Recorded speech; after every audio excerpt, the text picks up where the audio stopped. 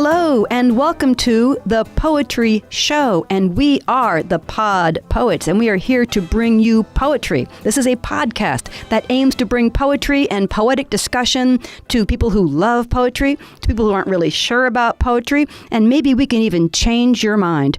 There are times we might use the occasional edgy word or, the occasional bad word, but we're warning you now that we might just be that way. So we are here to discuss poetry and poetic themes, and we'll look at how 4 very different poets work to create a poem on this theme or why we just don't like that theme at all. So I'll introduce myself, and then I'll go around the room and introduce I'll have the other 3 poets introduce themselves. My name is Rose Drew. And I am a politically active poet. I'm an anthropologist. I'm an archaeologist. And I think words of voice fascinated me. I started reading at age 3 and writing at age 6, and I've just carried on. I write about a lot of different themes, and I've been co-hosting an open mic in one country or the next for about 14 years. So that's me in a nutshell. I'm Rose. Over to Charli. Hi, I'm Charli. I'm from Northern Ireland originally.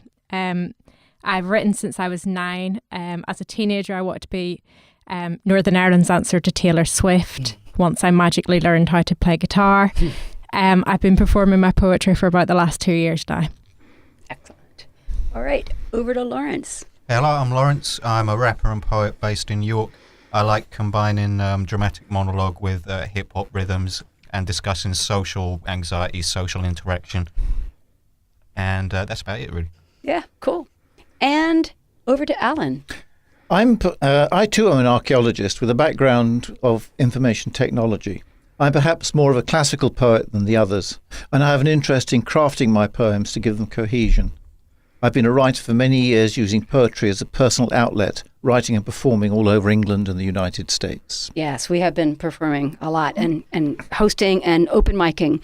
And what's nice about a poetry open mic, and there is one in your town and there is one near you, I can guarantee you, is that you can just show up, sign up, and read, and you can read what it is that you want to talk about. So today, what we're going to start to talk about, our first theme, is the theme that most people think of when they think of poetry, whether they want to or not, is love. And just like the first poem you hear is roses are red, and we're not going to do that. So this week's theme will be love, and next time it might be hate, or death, or religion, or work, or birth, or education, or cats versus dogs. So we're going to have all these different themes coming at you. Today we're going to start with love. Yeah, about the theme, I don't have anything on it. Oh, but Laurence, we discussed this. Love. Yeah, and I said I don't have anything on it. Right. Well, we're going to get back to you last. How's that? Yeah, okay. Yeah, right. Here, take your pen. Just start scribbling. Okay. Well, all right. Well, okay. Now, as far as love goes, I'm an anthropologist, as I've said, an archaeologist. I work with human skeletons.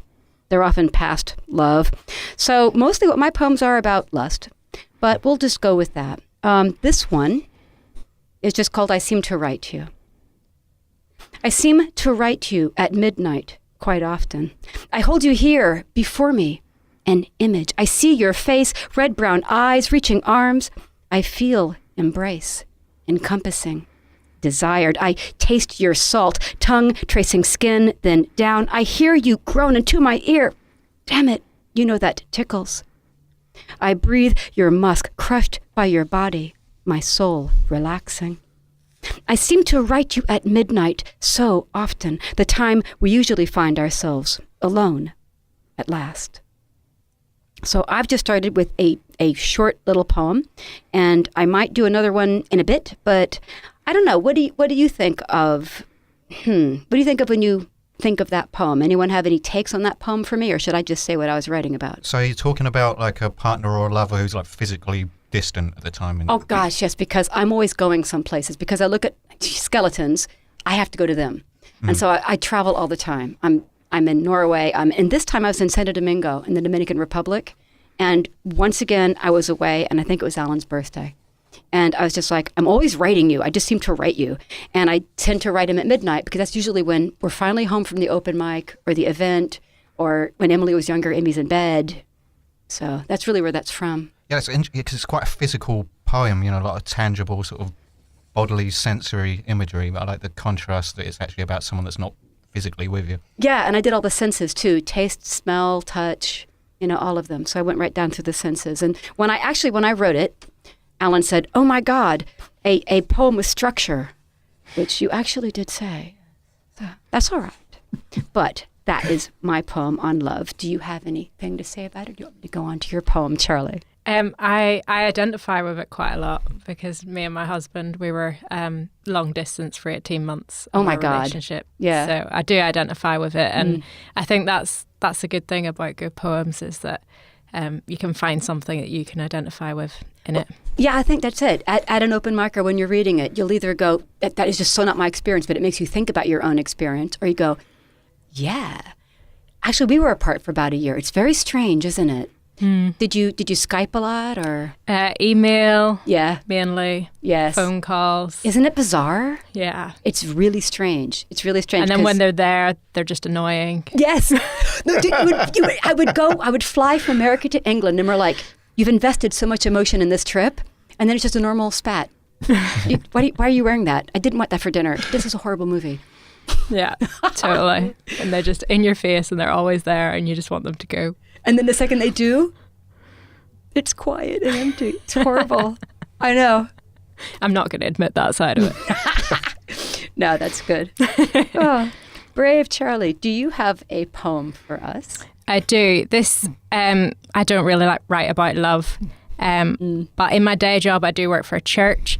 And I get quite annoyed with some of the people in church and some of the stuff that you see about church in the media. And how that can turn people against church and against God and against faith. So this was kind of my thoughts on that.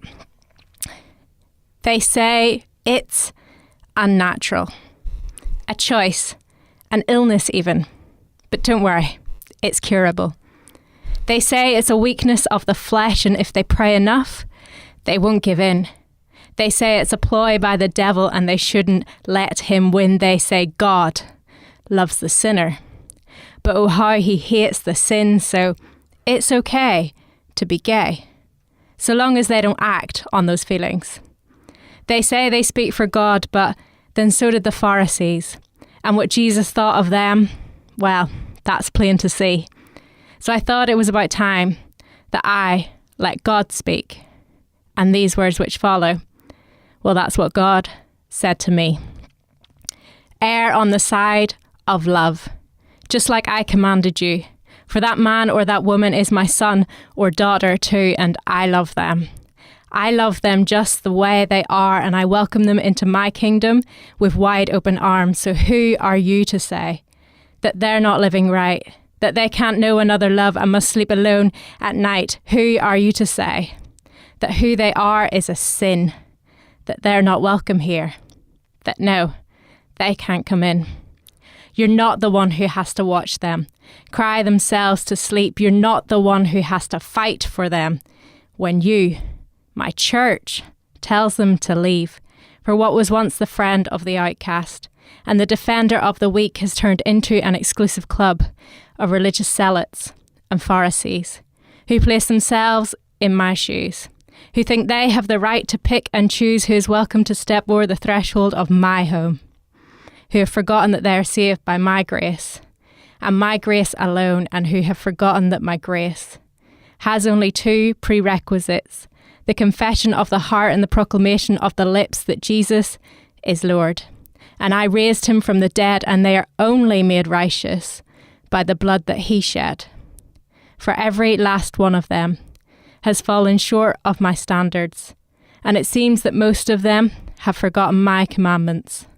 Number 1, to love me above all else. And number 2, to love their neighbour as themselves. I do love that poem. I do love it. Actually, I like that it's a different thought about love. I really like that. Any thoughts, Mr. Allen? No, I was struck, and I have been struck a lot recently by the whole religious movement, which has taken a very, very Old Testament attitude towards God and living and life. And I think people need to be brought up very sharply. That's not what the Jesus that they call themselves Christians ever said.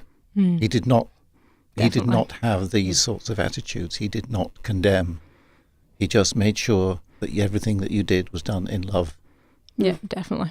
Totally agree.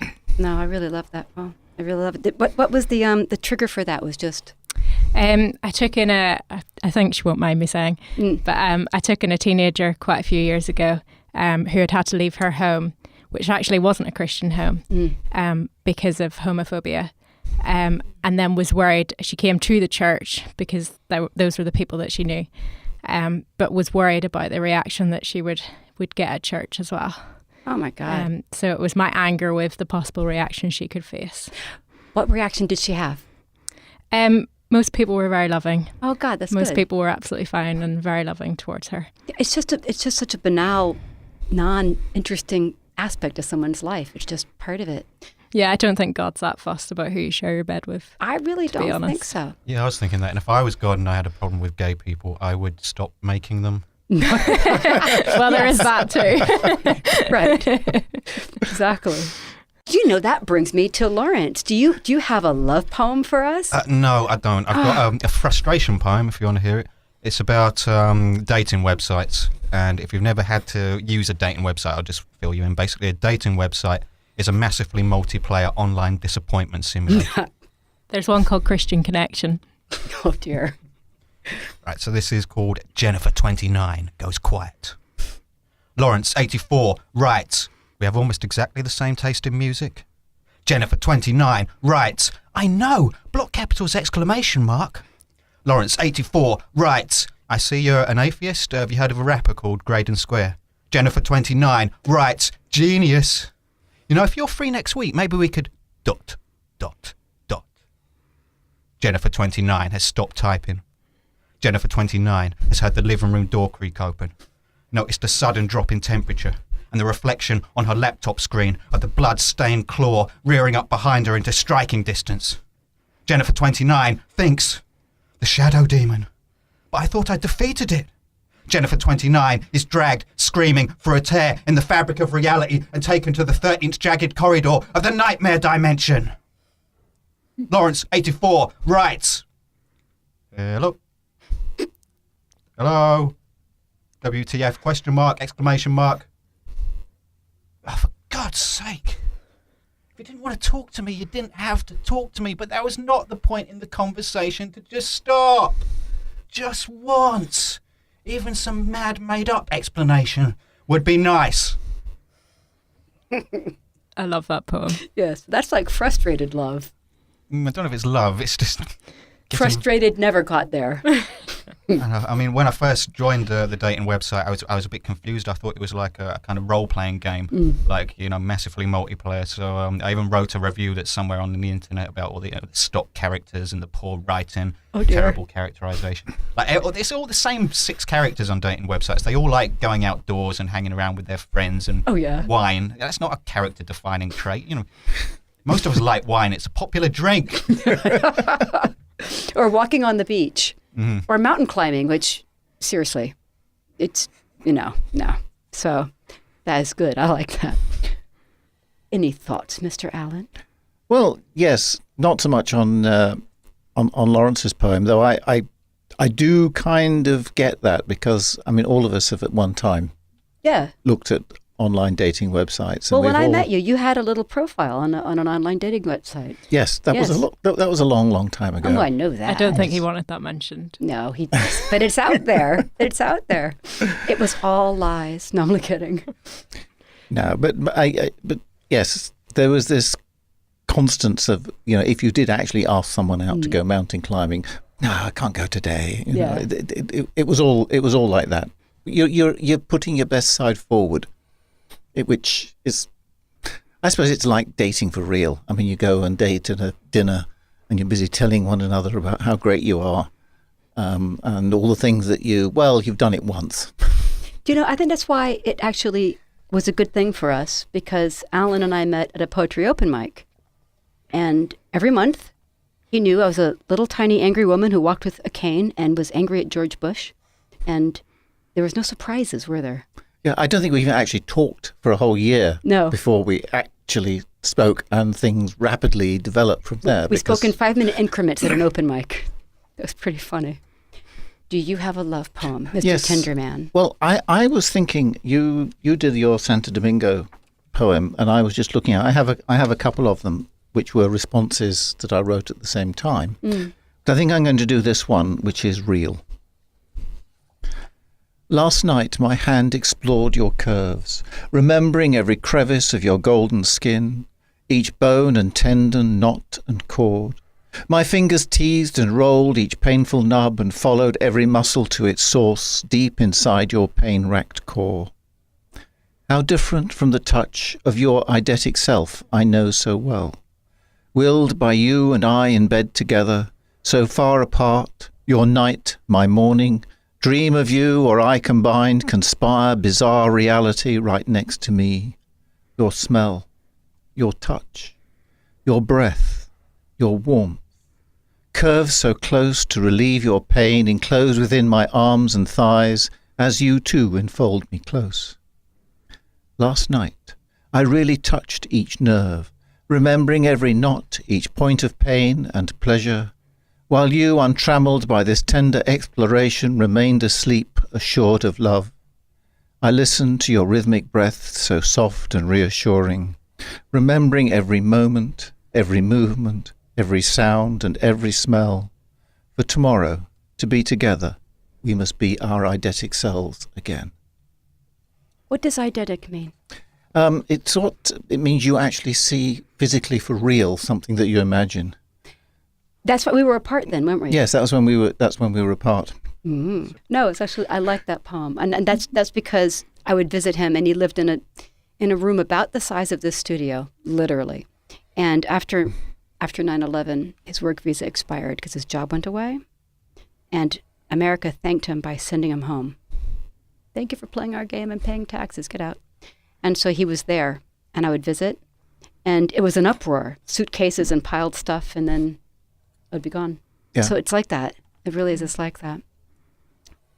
So, yeah, I like that poem. I haven't heard it for a long time, actually. I don't know. But does Laurence have a lovey-dovey poem? You know I don't have a lovey-dovey poem. I've heard that you have a lovey-dovey poem. I know you do. Come on. We know. Come on. Because you over there, Mr. Silent Man. All right. Valentine. There's not a lot of people I can speak to in the way we do. No times in conversation when I'm stuck on what to say to you. Discussion keeps flowing like you attract words. Exchange of information just keep going like a rap verse. Anytime I get to chat to you, has me floating like a rouge balloon. Sorry, I mean Ballon Rouge. Flying the streets of Paris and all its avenues. We're both writers, but it's you that's got the language skills. Your poem, The Fourth Wall, I've read it, it's good. Let's decimate the third, then knock the second one through. Let's build a fifth wall, now sod it, let's get an extension. You brighten up my thoughts and put some meaning in this sentence. Because I'm inspired trying to get these words right. Every time I see you, it's like I see you for the first time. If I try to visualize your face, every neuron in my brain still can't get the image right. So every time we meet, I register how beautiful you are, taken back like it surprises me. I'm just saying that I'm glad that I met you, bless you. I thought that you should hear that you're special. Oh, the secret depths of Laurence. I love it. I love he has it. got a tender side. Yeah. Yeah, don't tell anyone. I you know what? No one I heard. think you just told people. There's No, a well, chance. I'm sure everybody who's listening will keep this a deadly secret. That's actually really good. Did she ever hear it? Yes, Good. but we're just good friends, but it's hardly a tragedy. But that's all right though. But she heard it. I really like that. Yeah, there's some weird references in there that only like we would actually understand the significance of. I don't know if you've seen the Ballon Rouge, the French film. Not offhand. Oh, do. It's Okay. brilliant. Yeah. Why? What's it about? It's about a sentient balloon that follows a little boy around. Oh my God, I know this. I know this one. Actually, I know this one, and it does, and it's the typical thing like Kess. You know, people can't stand him to have the hawk, so people can't stand him to have the red balloon. I love it. Very French. I cried my eyes out. I know, me too. It's actually really. I remember that. It's just this little, and I think is the movie in black and white except for the balloon is red. No, it's Technicolor, but the balloon is very red. That's it. It's like red plus. Yeah, yeah. I think I had Emily see that when she was little. I think it was a really good movie. That's really good. So, is that completely atypical for you? That kind of a poem? I think it is at the moment. And I am actually, to be honest, slightly worried that if I do settle down happily with a partner, my poetry is going to go to shit. That's the problem. We have to all write from a place of passion, don't we? Mm-hmm. Yeah. I'll be writing about breakfast or something. It'll be awesome. Oh, no. It's eggs, it's eggs. It won't be quite the same. I don't know. Marmite Soldiers, that has that sort of ring to it. What makes you write, Alan? What makes you write? I mean, I was there, then I was gone, and you were like displaced for a while. And then just when he gets back to America, we moved to England, but that's another story. So what makes you write? What triggers the writing thing? It's very strange because sometimes I can do it, sometimes I can do it to order. Someone says, write something, and I'll Oh my write God, something. I can't do that. Or I think that there is a degree of emotional angst somewhere, but if there's too much, I don't write. That is one thing. You know, it's once you've crossed that particular line, it kills you straight away for writing anything useful because the It's words too that come out overwhelming. are, you know, you wouldn't be seen dead speaking them. But on the other hand, that there can be those quiet moments. I mean, I've gone out before now. I have a whole series of poems that were written in successive years on February the 14th, sitting in a diner in Queens. Writing, I can imagine the poems I would writing- write. No. Well, yes, they're kind of love poems, but they're a little twisty. Yes, like I said, next one will be about hate, promise. What triggers your poems, Laurence? I've got a long list of things I kind of want to address, and I'm sort of going through them slowly. Oh, But, nice. basically, whenever something really awful happens to me, there's the initial reaction of, oh, God. And then there's the other reaction, oh, I could, there's probably about 3 minutes in that. Yes, I know. I've done that. I know, exactly. You're like, oh, dear.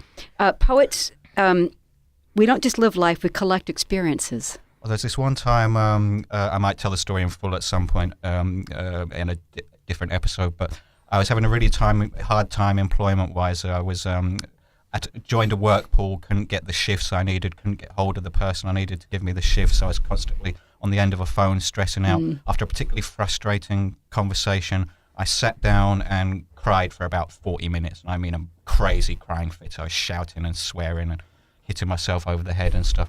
And when it had all finished, I felt cleansed and refreshed like you do after a long emotional outburst. So I thought, I'm gonna lick this problem. I'm gonna sort it out. So I got my mobile phone out my pocket to ring my boss back. But during my crying fit, it had activated and dialed my boss. No. And left a 6-minute answering machine message of me crying. Oh, no. Oh. And No. It's hard to put into words quite what it feels like to realise you've made that mistake. No, dear. Within 5 minutes, I was thinking, I cannot wait to tell this on stage. Whereas they don't have a voicemail recall mechanism. No, but you're right. You'd be like, no. Wow, this is a really good story. I could write that if I wanted to. I know, right? No, that's horrible. Charli, I'm going to ask, what makes you write? Usually anger, to be honest. Yeah. Or I write a lot about family. Growing up in Ireland, my Granda was a great storyteller, or is a great storyteller. He's still alive. Sorry, Granda. So just like family, people in the family who've inspired me. Sitting round on Christmas singing Irish songs, as you do. Yes. And just things like that, but mainly anger and things that I'm angry about. I once wrote a poem called Anger, a Love Story. I can't quote it, but yeah, I know what you mean. Yeah, so yeah, anger and family, and sometimes the two mesh together. I would think. I think anger is better than despair. I think despair can be paralyzing, but anger means you want to fix something. You can do something about it. Yeah, but I think you're right, Alan, because when it's just too much and you're just like, you can't write about it No, yet. I sometimes find it just takes a few days or a little bit longer to machinate around while I keep on getting these wonderful lines in my head and I say I can't use these, but then something finally gets. I mean, my poem process is basically I get a first line, then a second line, and then the first verse, and as that gels, that then gives me the form, and then I build the rest, like like a scaffold that builds the poem. You write them down, though. You can't just trust them to memory, right? No, that once I get started, I have to finish. Yeah. It is, very, very mastermind. Well, yeah, I hate it when I have an inspiration and I, you're always going to remember it forever. Oh my gosh, I know this so well. And it's just gone. So you Or have it's the middle of the night. Oh gosh, what do you do then? Because if you're about to fall asleep, if you get up to write it down, you can forget it, or then you're awake. And I've written them down half asleep, and the next day it's just like blah do blah, and you can't even read it with hat. And you're like, really? And it's just, or it's really horrible.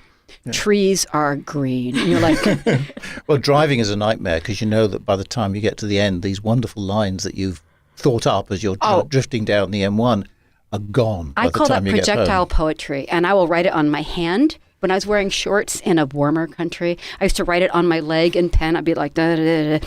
And I'd write it on my hand, on my arm, bank slips, books, maybe, newspapers. I just say it over and over again whilst I'm driving, but then I think whilst I'm sat at a red light, I might look a bit strange. Yeah, it's okay. Might look a bit weird. Scare a motorist, I mean. That's right, exactly. No, that's the scary part, to forget them, because then you're like, what do you do? Do you remember them? What do you do, Laurence? I actually fell into a weird habit of deliberately not writing things down for a while, and I'd pace around and just repeat the lines over and over in my head. But there's something I quite liked about it, like having them sort of in the ether rather than down on paper and sort of suddenly kind of flat. But it is not the most reliable system, because if I don't write them down by the 3-day mark, it's completely gone. Do you know, I'm trying to remember the story exactly, but it's from a dramatization of a book. And this woman was in a country, and she went to the local indigenous group and said, I'll teach your children to read and write. And the tribal leader said, you will not, because the second you do, they will forget. And it actually is true, because we can write things down and we have them on our cell phones. We don't always remember what we used to remember. So actually, that's like the Navajo tradition of a 6-day prayer that they would know every single word for. And for 6 days, they're just chatting away. And multi-hour prayers. And so there is something to be said for not always following the crutch of writing it down. Because sometimes when you write it down, it's safely out of your mind. And if you lose that scrap of paper, you are so messed up. It's gone, you know? And sometimes you lose the inspiration. Oh, I know. You've written it down. Well, yeah, exactly. Yeah. It stops being real and immediate. And I've had a couple of dreams that I could remember, and I could see them, and then I wrote them down, and it just kind of they've wafted away. So that's actually very brave. But if it works for you, I also think that makes you a better, is that a word, memorist? You know, you're better at memorizing. I think you really are, because I think if that is your habit and your technique, first of all, I'm deeply jealous, but I won't show it. And I think that if that works for you, that's amazing. That is amazing. Wow. The dream thing's interesting, because I'm always waking up just after a dream and thinking, that would make an amazing poem. By the time I've got my cup of coffee, I'm thinking, no, it wouldn't. I was lost in the doctor's surgery there. With no pants. No. My teeth falling out. Yeah, exactly. Oh, those are horrible dreams. But yeah, no, a lot of dreams are very detailed. I've dreamed in color, you know, and I have dreamed of someone killing me, but I woke up alive, clearly, unless this is a dream, and I don't know. But so yeah, I've had very strange dreams. They're like little movies sometimes. You ever had a dream that's just offensively boring? Like I once dreamt that I was brushing my teeth with Colgate, and woke up, went to my actual bathroom, and it was Sensodyne instead. And I thought, God, me and my wacky imagination.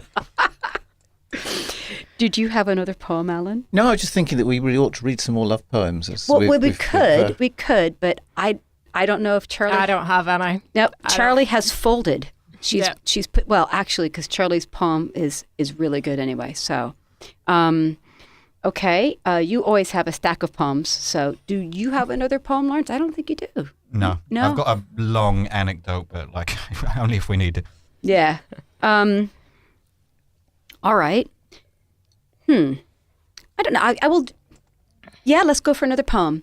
All right, then. What I will do is, I think I will read my long poem, and again, it's about lust. Sorry, and it is. I know it's lust. There's no sex in my poetry. I write about things that happen to me. Oh, you're a realist. Okay. Sometimes a single silly line from an old science fiction show repeats again in my mind. Each time is like the first. And it is last year, and we are back upstairs, struggling to be quiet in the hollow, abandoned apartment, still reeking of crack and nicotine. And I throw down a hasty blanket on the hard, thin rug, and soon you are ready, and I am ready to be entered for the first time in years by kindness, attraction, lust, need. I tremble with anxious excitement. Ah, but last night, on our quiet couch, our warm living room, our porch bedroom too cold, you were with me, and each time is like the first. I trembled at pleasure soon to come, and it became the first time, and the couch became a hasty blanket on a hard-stained rug, and we thumped and giggled quietly, just one floor above sleeping, unsuspect child. Yeah, we were in a stinky, smoky room on a hasty blanket, on a soft, wide couch in our fresh-painted living room. You were beside me. It was the first time. I could not contain my thrill at standing at so steep a ledge.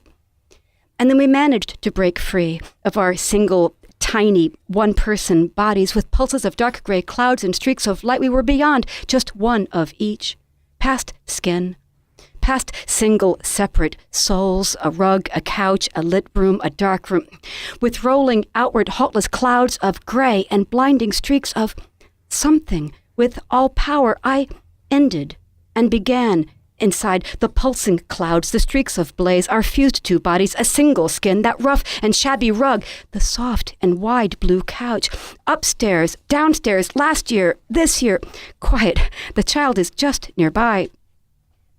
The first time, this is still the first time, and I hope you know that we are not the same. The clouds, the light, the dark, they have created us anew. That's my Lovey Lust poem. Well, I don't have any of those. I didn't bring any of those with me. But I think that I'm going to read one which, this relationship that sort of began around this time, ended, well, it didn't end, but it continued this way. It wasn't meant to be real. Yes. We'd had trouble with the immigration authorities. Rose said I ran into difficulties with the immigration service in the States. And there's a whole host of ranges, and it touches in with your homosexuality issue, that in many places you cannot go to your loved one's bed unless you are married to them. And I actually remembered thinking that we were just very lucky that we were a male man and a female woman, that you could actually come back. Because Yes. in those days, that would not have gotten you back otherwise. Yes. Emily would have lost a parent. And there's this whole range of ill use by authority for couples who are unusual. Or sort of, even unmarried females were having trouble being with their loved ones when they were having trouble. The hospital wouldn't let them in. Goodness knows why, but it was there. So we eventually, in order to overcome these little technical difficulties, we got married. We were very much in love, but we got married. It wasn't meant to be real.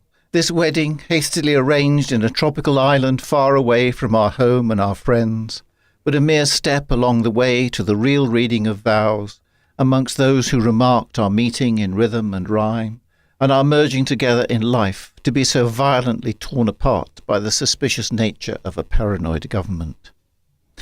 It wasn't meant to be real, but a step on the path to getting home to my love and pulling together our shattered family, we two boys and a girl, cast adrift by circumstance, ill-contrived terror, corrupt governance, and the defiant winds of fate. It wasn't meant to be real, as we careened together, two recalcitrant writers on Shakespeare's birthday, risking 2 airlines, the weather and mechanical delay, leaving 2 whole hours for Barbadian taxis, Bridgetown traffic and island civil servants to have and to hold that precious license to marry. It wasn't meant to be real, but here in the garden of the Palm Court Hotel, with the minister, a ranger, and my about-to-be stepdaughter, we were wed, joined in love, lust, and holy matrimony, while St. George slew his dragon and rescued the maiden from crocodiles and lime. And as in our hearts trumpets rang, it wasn't meant to be real, but it was. I know. He wrote the wedding poem. I didn't even try to top that one. Well, I'm going to let you have the last word on the poems, I think. And anyway, I'm going to say thank you, and everyone else can just say something, I hope. Yeah? Well, I'll leave you with this thought. if you are going to get involved with online dating, this is actual consumer advice, it is very difficult. They make it hard to cancel your subscription. Oh, no. So what happened to me was I didn't realise it was up for renewal, and I'm stuck on OkCupid I'm stuck on my dating website for another 90 days. Yeah. Consequently, my profile has turned into a work of satire. And on there, one of the questions you can answer that goes on the profile is, what's the most private thing you're willing to admit?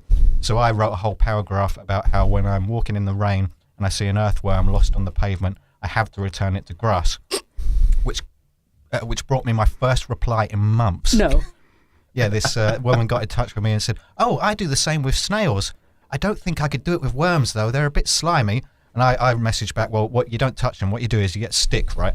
Not too sharp, not too soft. You find the very midpoint of the worm. You slide the stick under it, lift it up so it's hanging on the stick, and then you kind of egg and spoon it to the nearest patch of grass. And she instantly blocked me. Funny what will offend people. I thought you were going to skewer the worm. Oh, no. No. But apparently I'd crossed the line with that. It was just, that's where it got weird. It was the egg and spoon. That's it. Charlie. I move worms.